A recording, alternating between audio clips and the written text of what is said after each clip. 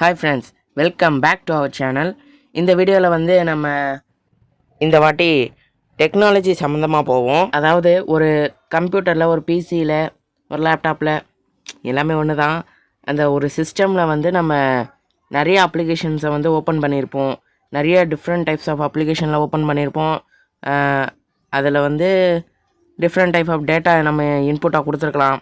அப்படி கொடுத்துருக்கையில் வந்து shut down பண்ணிட்டோன்னா, தெரியாமல் ஷட் டவுன் ஆகிறது, இல்லை நமக்கு அந்த ஃபைல் அப்படியே இருக்கணும் அப்படின்னா நம்ம வந்து ஷட் டவுன் பண்ணுவோம் ஆஃப் பண்ணுறதுக்கு.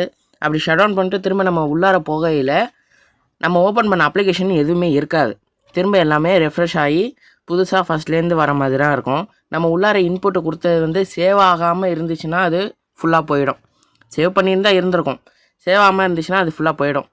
அப்போ நம்ம வந்து ஹைபர்நெட் அப்படிங்கிற வந்து ஒரு ஆப்ஷனை வந்து நம்ம யூஸ் பண்ணுவோம். ஹைபர்நெட் அது எதுக்கு யூஸ் ஆகுதுன்னா, நம்ம ஒரு அப்ளிகேஷனை ஓப்பன் பண்ணுறோம், அதுக்குள்ளே ஏதாச்சும் டீட்டெயில்ஸ் கொடுக்கணும். சப்போஸ் நம்ம சேவ் பண்ணலை, ஆனால் நான் வந்து உடனே இப்போ ஷட் டவுன் பண்ணி ஆகணும் அப்படிங்கிறப்ப நம்ம அந்த ஹைபர்நெட்டை யூஸ் பண்ணோன்னா ஷட் டவுன் ஆகிடும். திரும்ப நம்ம ஓப்பன் பண்ணி உள்ளே போகல அதே அப்ளிகேஷன்ஸ் அப்படியே நம்ம விண்டோவில் இருக்கும். டேப்பில் பார்த்தீங்கன்னா தெரியும், விண்டோஸ் டேப்பில் அந்த அப்ளிகேஷன்ஸ் அப்படியே இருக்கும். அதுக்குள்ளே போய் பார்த்தீங்கன்னா நம்ம என்ன டீட்டெயில்ஸ் கொடுத்துருக்கோம், என்ன டேட்டா கொடுத்துருக்கோமோ அதுவும் அப்படியே இருக்கும், எதுவுமே கிளியர் ஆகாமல்.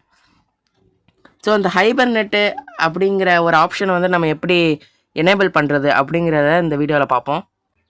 ஓகே, ஃபர்ஸ்ட் ஆஃப் ஆல் நான் வந்து இங்கே கீழே பார்த்தீங்கன்னா தெரியும், என் லேப்டாப்பில் வந்து நான் நிறைய, அதாவது ஃபைல் மேனேஜர் ஓப்பன் பண்ணியிருக்கேன், மைக்ரோசாஃப்ட் ஸ்டோர் ஓப்பன் பண்ணியிருக்கேன், Microsoft edge, WPS office, word, excel, இப்படி நிறைய டேப்பை வந்து நான் ஓப்பன் பண்ணியிருக்கேன். ஓப்பன் பண்ணி உள்ளார நான் வந்து சம் ஆஃப் த டீட்டெயில்ஸ் கொடுக்குறேன். அப்புறம் பவர் பாயிண்ட் ஓப்பன் பண்ணுறேன், அதுலேயும் நான் வந்து டேட்டா ஒன்று கொடுக்குறேன். இது எல்லாமே நான் கொடுத்ததுக்கு அப்புறமேலு ஷட் டவுன் பண்ணுவேன்.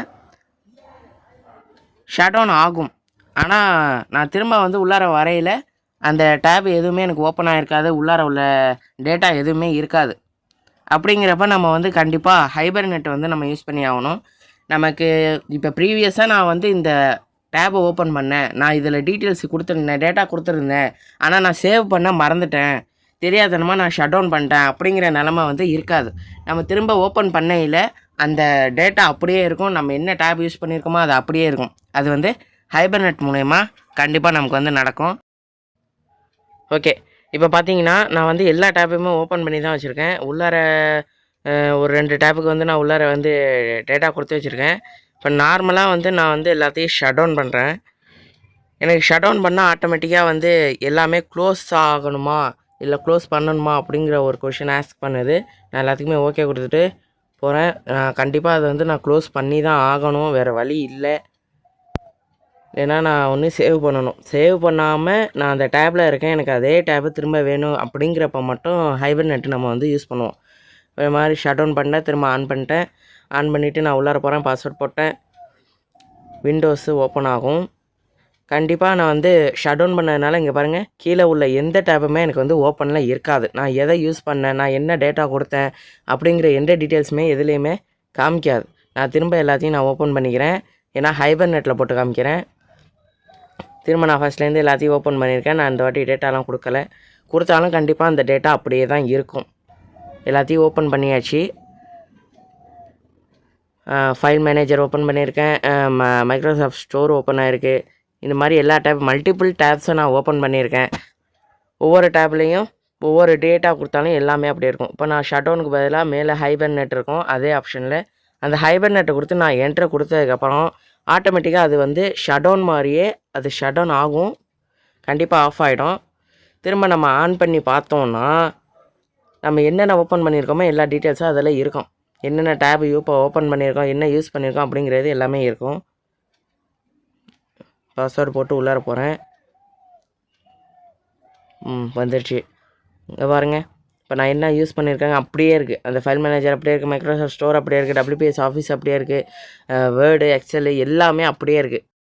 ஓகே, நிறையா பேரோட சிஸ்டமில் வந்து இந்த ஷட் டவுன் காமிக்கிற ஆப்ஷனில் ரீஸ்டார்ட்டு, அப்புறம் ஸ்லீப்பு இதெல்லாம் இருக்கும், ஆனால் ஹைபர்நெட் இருக்காது. அது எப்படி எனேபிள் பண்ணணும்னா நம்ம வந்து கண்ட்ரோல் பேனல் மூலிமா வந்து எனேபிள் பண்ணுவோம். கண்ட்ரோல் பேனல் வந்து தனியாக நமக்கு ஐக்கானு ஓரத்தில் இருக்கும். அப்படி இல்லைன்னா விண்டோஸ் ஆரம்பிக்கினீங்கன்னா கமெண்ட் சர்ச்சிங் வரும். அந்த சர்ச்சிங் பாரில் வந்து நம்ம கண்ட்ரோல் பேனல் அப்படின்னு சர்ச் பண்ணாலும் நமக்கு வந்து அந்த அப்ளிகேஷன்ஸ் ஓப்பன் ஆகிடும். கண்ட்ரோல் பேனலில் வந்து நம்ம இது மூலியமாக தான் நம்ம நிறைய கண்ட்ரோல்ஸ் வந்து ஆக்சஸ் பண்ண முடியும். நமக்கு வந்து இந்த கண்ட்ரோல் பேனலில் நிறைய ஆப்ஷன்ஸ் இருக்கும். இதில் வந்து நம்ம வந்து பவர் ஆப்ஷன்ஸ் அந்த இதுக்கு தான் போகணும். பவர் ஆப்ஷன்ஸ் அந்த பேட்டரி சிம்பிள் போட்டு இருக்கும். அந்த பவர் ஆப்ஷன்ஸ்க்குள்ளே போகணும். உள்ளே போனோடனே வந்து நமக்கு சைடில் வந்து நிறையா ஆப்ஷன்ஸ் காட்டும். அதில் வந்து நம்ம வந்து change what the power buttons do, அதாவது நம்ம பவர் பட்டனை வந்து நம்ம கிளிக் பண்ணையில் நமக்கு என்னென்ன வந்து செய்யணும் அப்படிங்கிறத வந்து செட்டிங் பண்ணுறதுக்கு தான். அதில் வந்து change settings that R currently unavailable, என்ன இல்லையா நான் அதை வந்து நான் மாற்றணும் அப்படின்னு ஒரு ஆப்ஷன்ஸ் இருக்கும். அதை கொடுத்தீங்கன்னா கீழே லாஸ்ட்டில் வந்து ஷட்டவுன் செட்டிங்ஸ் இருக்கும். அதில் வந்து டர்ன் ஆஃப் இருக்கும், ஸ்லீப் இருக்கும், லாக் இருக்கும். அதில் ஹைபர்நெட்டுன்னு ஒன்று இருக்கும். அதை வந்து நம்ம செலக்ட் பண்ணாமல் இருந்திருப்போம். டிஃபால்ட்டாக அது அப்படி தான் இருக்கும். நமக்கு வேணுங்கிறதுனால இப்போ அதை நம்ம செலக்ட் பண்ணிவிட்டு சேவ் சேஞ்சஸ் கொடுத்தீங்கன்னா அது ஆட்டோமேட்டிக்காக வந்து நம்ம பவர் பட்டனை ப்ரெஸ் பண்ணையில் அந்த ஹைபர்நெட்டை அதிலே காமிக்கும். இவ்வளோதாங்க. நீங்களும் உங்கள் வீட்டில் உள்ள சிஸ்டமில் இல்லை பிசியில் வந்து இந்த மாதிரி ஹைபர்நெட்டை யூஸ் பண்ணி அதோட யூசர்ஸை கற்றுக்கோங்க. இப்போ நான் இதே மாதிரி நிறையா அப்ளிகேஷன்ஸை ஓப்பன் பண்ணி ஹைபர்நெட் போகிறதுனால அடுத்த வாட்டி நான் ஓப்பன் பண்ணும்போது ஈஸியாக ஆக்சஸ் பண்ணலாம். தேங்க்யூ ஃபார் வாட்சிங்.